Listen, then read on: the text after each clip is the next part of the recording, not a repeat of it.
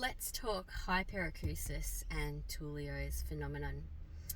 So with superior semicircular canal dehiscence, there's a whole suite of symptoms that you can have. Some people may have all of them, some people may have none of them, some people may have a mix. So hyperacusis is extreme sensitivity to sound.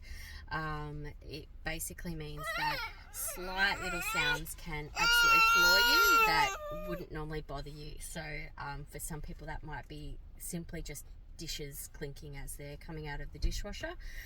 Can be incredibly debilitating, like an ice pick's just going at your head. For me, kids screaming is one thing that really gets it. My husband's whistling just hurts. Like high pitch sounds really hurt, and deep sounds like cars idling behind me at school pickup. They really hurt. Oh darling, he's so tired. He just won't sleep anymore. So it's really hard for me though to separate hyperacusis and Tullios phenomenon.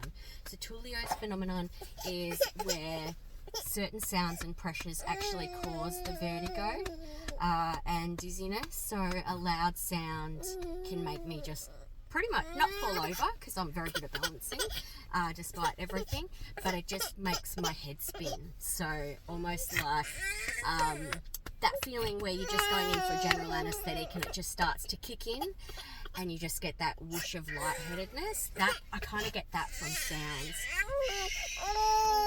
Okay, I'm just going to calm him and I'll be back. Alright, we'll try a bottle.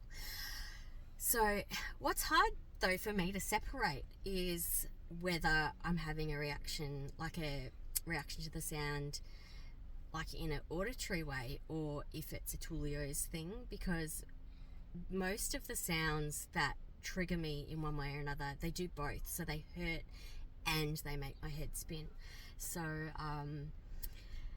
yeah, like door slamming, anything like that. It's really debilitating. So I find I'm wearing noise cancelling headphones in a lot of public places because that can take the edge off a lot of those really sharp sounds. The sharp sounds are the worst. But the problem, of course, of wearing those is it amplifies the autophony, which is the internal sounds. So my own voice, which used to have that kazoo-like buzz, or that speaker distorting, almost like a robotic radio, like a two-way radio on full volume where it's making the speakers buzz. I used to get that just when I talk loud, but now I get it like when I talk, even at this volume, I'm still getting quite a lot of buzz, and it hurts. Like it's hard to concentrate because you feel like your head's vibrating and your jawbones and stuff are vibrating, but it's painful to talk. So that's been really hard for my work, because I work in environmental education, and a lot of that is teaching little kids, like kinder kids, recycling and worm farming and stuff. So that can be really hard. And of course, having a daughter who calls out to me from the other room, and I just whisper to myself, why are you calling me? You know I can't answer.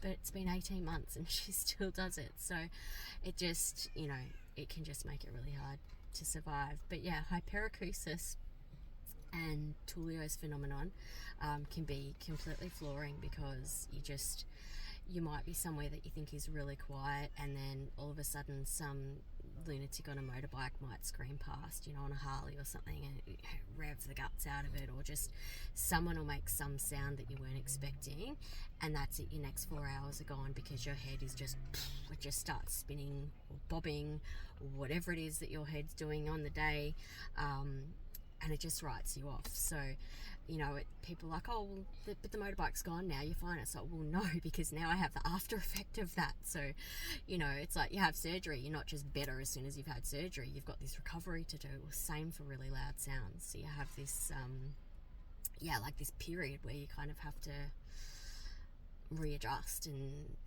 it starts to settle and starts to slow down. So some pretty awful symptoms. We'll do some other videos on some of the other symptoms soon.